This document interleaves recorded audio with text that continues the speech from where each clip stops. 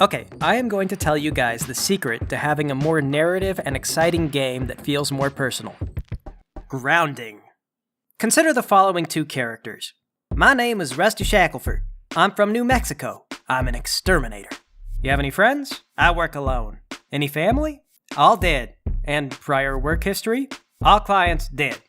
Versus, my name is Dale Gribble. I live with my wife Nancy and my son Joseph. My wife Nancy is having an affair, but I'm a conspiracy nut, and I'm so focused on what the government is doing that I can't see the reality in my own home. I live in Arlington, Texas. My best friend is Hank Hill, who I've known since high school, and I'm an exterminator. One character is a real person, the other is a flimsy alias that you haven't given a lot of thought to, and you're hoping that no one will ask deeper questions.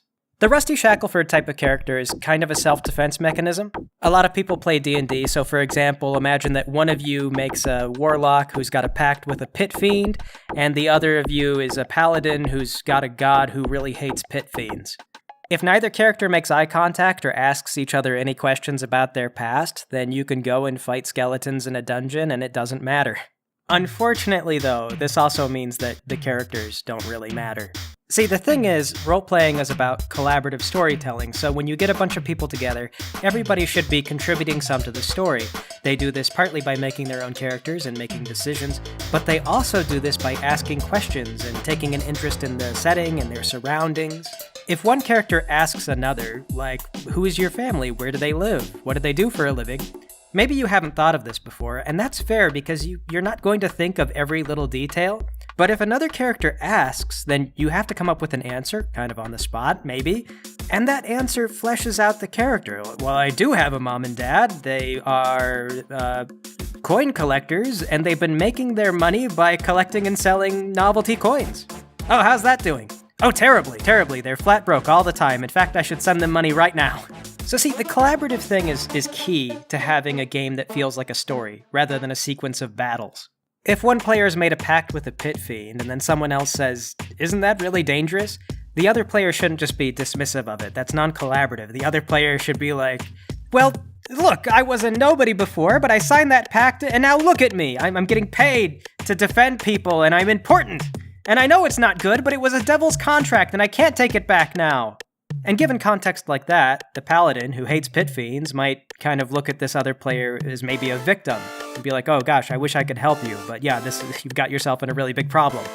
Compare this to if the warlock says something like, well, it doesn't matter, it's fine, there's no consequences, leave me alone. Well, that's kind of a no-sale on the whole collaborative thing. Like, what's the paladin supposed to do with that? It sounds like you're unremorseful and you don't care that you signed away your immortal soul. How are you any different from one of the random cultists you kill as an NPC during your adventure? And on that note, this is why I also think it's a cardinal sin to let players do things like roll insight on one another, and sometimes even to roll listen checks to overhear them or catch them sneaking around. Because when you roll to know something about a character or to catch them doing something, it's kind of unilateral. You roll the dice independently, and then the player kind of has no way to give back. The GM will just say like, oh yeah, you understand this character's motives suddenly. Or you catch them, and now like you stop them, and the player can't really do whatever it was that they were trying to do. It's not a conversation, it's just like exposition. Like, here's how it is. And that's it. There's no collaboration. Like, if you imagine you have this rogue, and he steals from the party, a lot of people who roleplay would just, like, roll dice at the rogue and be like, I catch him.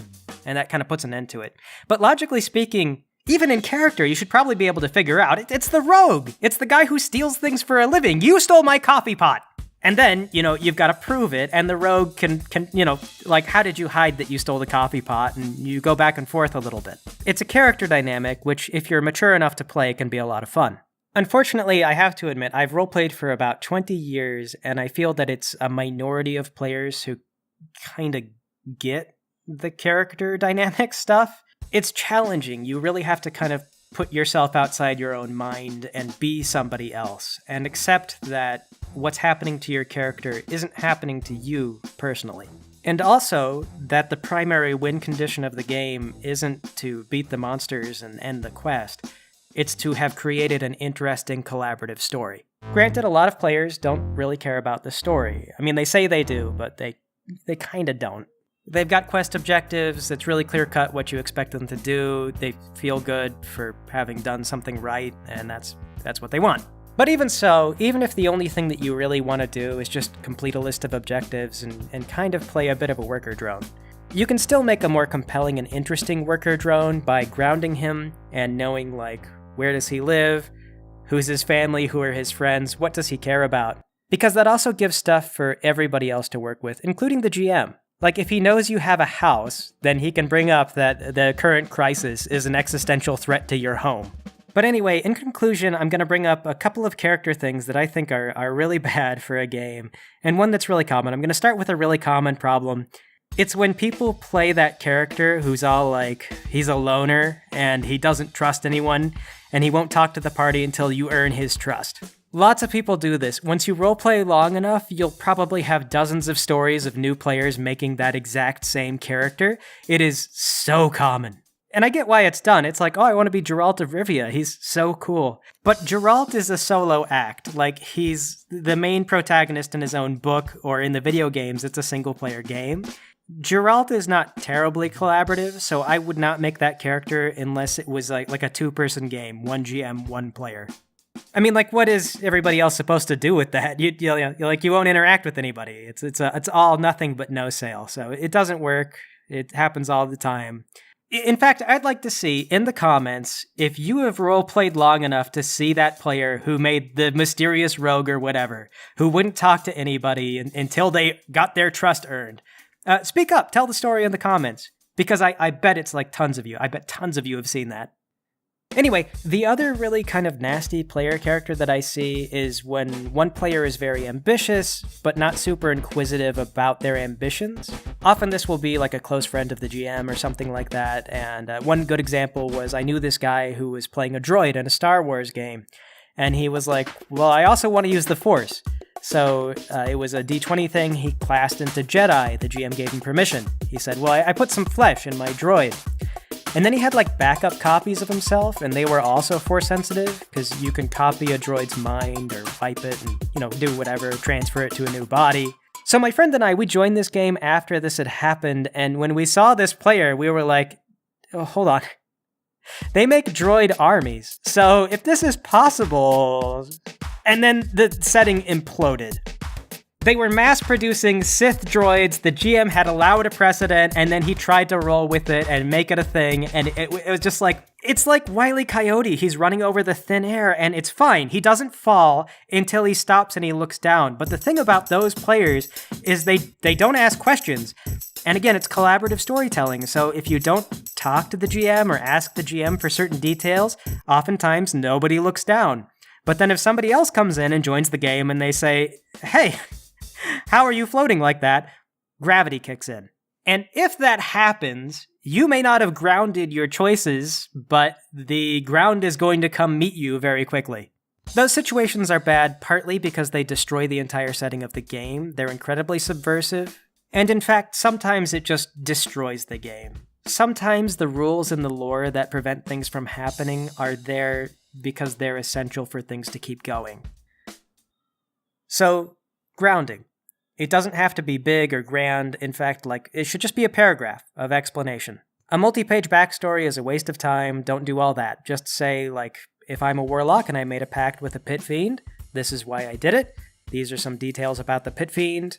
And then try to use as little out-of-character information as possible. Out-of-character information is poisonous. It also removes a lot of collaboration, because if your character, for whatever reason, knows all the stats, all the paper meta stuff, that also kind of creates a lot of unilateral behavior where nobody else can interact with it, because, for some reason, the character knows things that they shouldn't.